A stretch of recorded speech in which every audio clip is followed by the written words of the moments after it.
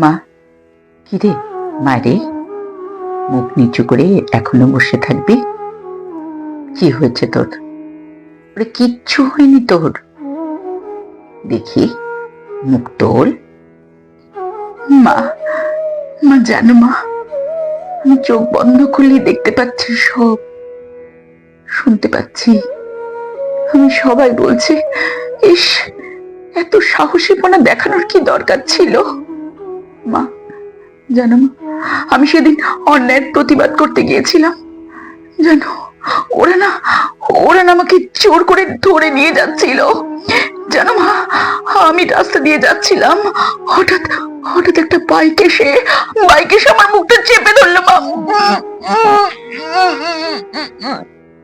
তারপর তারপর ওরা ওরা আমাকে জোর করে শুয়ে দেওয়ার চেষ্টা করছিল। আমি না ক্যারাটে শিখেছিলাম বলে ওদের লাথি মেরে পালিয়ে এসেছিলাম। তারপর তারপর রত্ন কাকু গাড়ি নিয়ে ওখান দিয়ে যাচ্ছিল, আমায় ওই অবস্থায় দেখে সেদিন হসপিটালে নিয়ে গিয়েছিল। জানো জানো মা, আমার জামাটা না সেদিন ওরা অর্ধেক টেনে ছিঁড়ে দিয়েছিল, আর আর কিচ্ছু করেনি মা। মা বিশ্বাস কর মা, ওরা আমাকে আমাকে কিচ্ছু করতে সাহস পায়নি মা। আমি ওদেরকে ভীষণ মেরেছিলাম। আমি লাথি ঘুষি মেরে আমি পালিয়ে এসেছিলাম। আমি আমি পালিয়ে এসেছিলাম মা। জানি তো, জানি তো, তুই আমার জয়ী মা। তোকে তো আমরা সেভাবে তৈরি করেছি। লোকে তো চিরকালই সবকিছুতে সব রকমের কথা বলবে।